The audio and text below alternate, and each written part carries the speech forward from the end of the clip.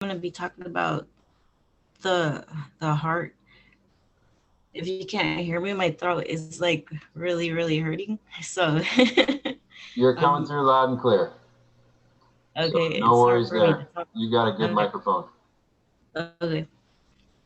So, if we look at the heart through like an anatomically or anatomic view, it's just a hollow organ that pumps blood throughout our whole body, and it's the center of the total body personality, like especially with our intuition and our feelings and our emotions.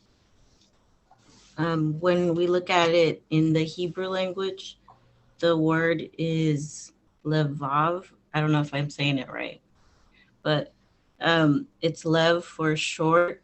And in the Bible, in First Samuel 25:37, there's a story about Nabal, and he's a wicked man, and his wife told him some news of what happened that the day before when he was drunk.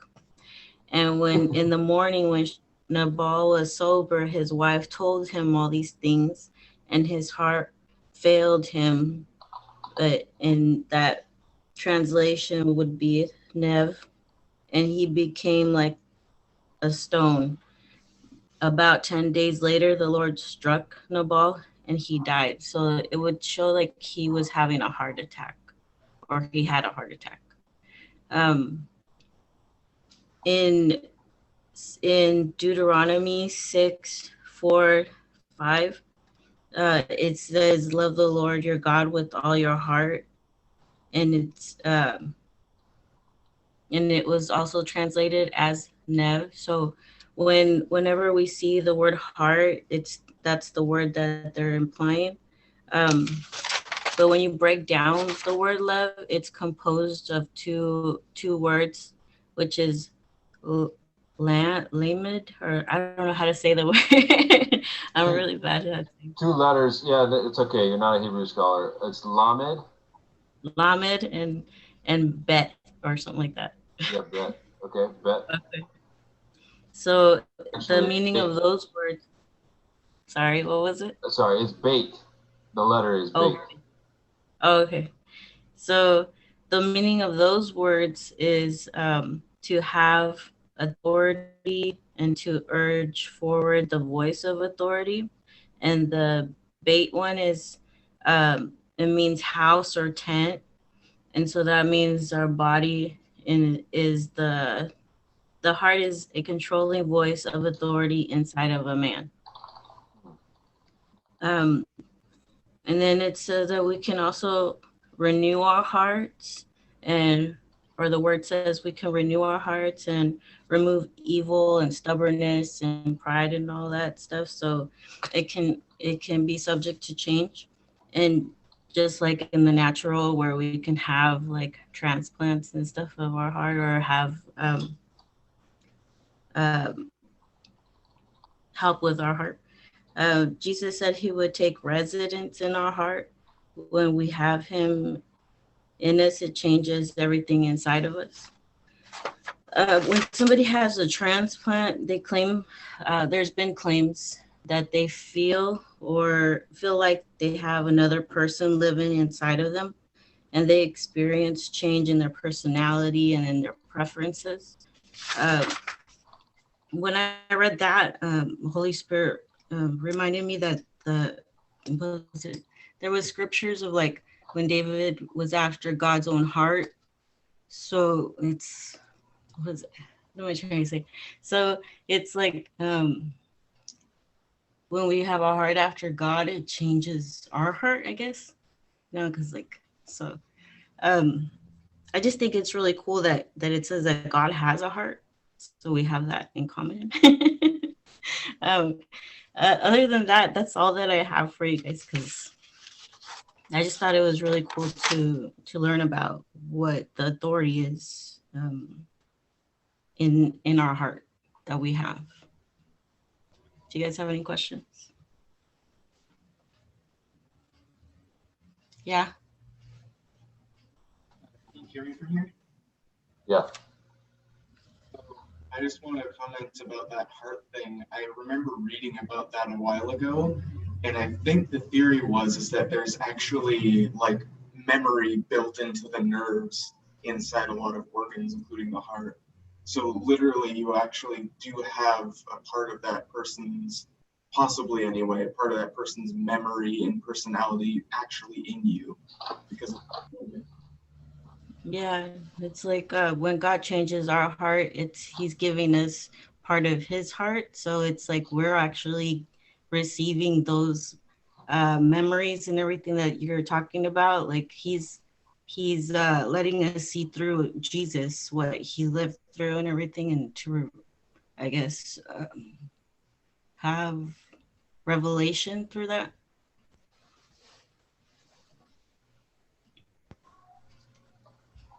Anything else?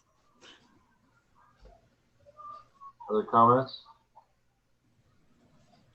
When you mentioned a heart transplant, my mind immediately jumped to Ezekiel 36, and it kind of fits right in with what you're talking. I thought that was really interesting about, like, you begin to embody the personality of another person when you take their heart.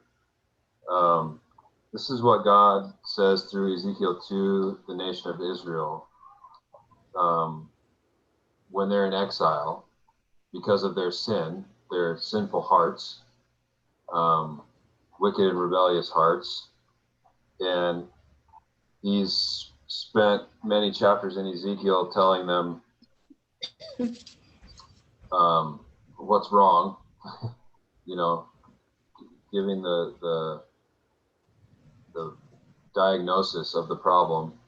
And then he talks about when he's going to return them to their land and restore them. He says, I will take you out of the nations. I will gather you from all the countries and bring you back into your own land. I will sprinkle clean water on you and you will be clean.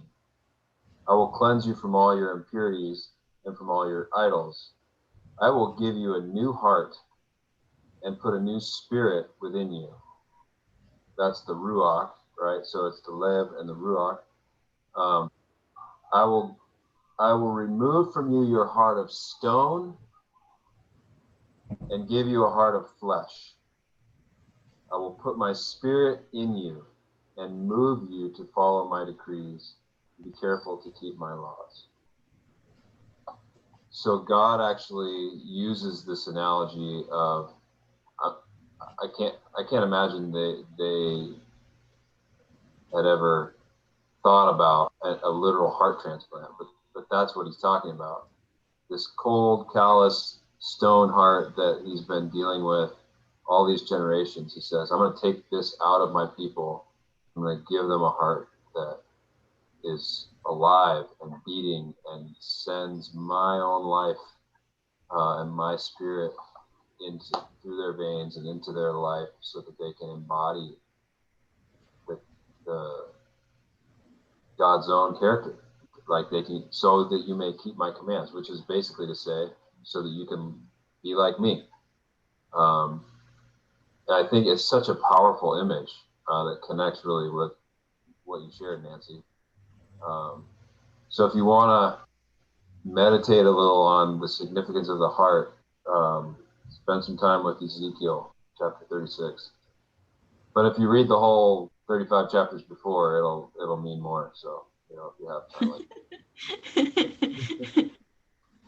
So, any other thoughts or comments before we shift gears?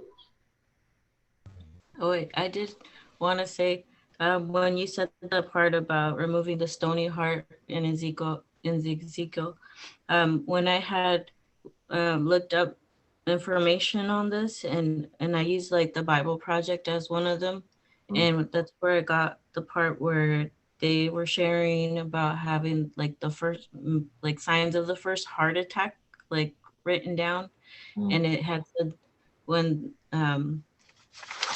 Nabal had his heart failed him and became like stone.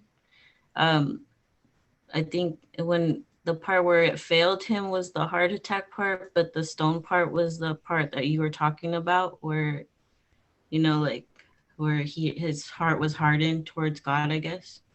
That's really interesting. Because doesn't he get up and try to like he's Because kind of mean in the story, tries to get yeah, revenge or something? yeah, and he was still alive after, I think it took 10 days or something like that, and then he died. Interesting. So it was like if either he had a heart attack and or some it said his heart failed him, and then his heart was like stone. So that's what I got from it, but I don't know, I could be wrong. I'm just guessing. But for him to still be alive, it's not like if he like if it was it might have been like a paralyzed type of thing or something. I don't know, could be any of those things. I have to look more into it, I guess, to really. Yeah, the thing that strikes me though is that there's like a process involved. You know, Hmm. he has time essentially. What are you gonna do, Nabal? Are you gonna turn and let God change your heart, or are you gonna die in your stony heartedness? Yeah, because isn't like 10 testing? Yeah, sometimes it's like a number that represents completion, finality. So maybe that's the piece about dying on the 10th day. It's like, okay, it's over now. Yeah. Okay, I'm done. Okay. Any other questions or comments before we invite Liz to the Good job, Nancy. Good job, Nancy. even with a sore Thanks. throat, thank you for pushing through that.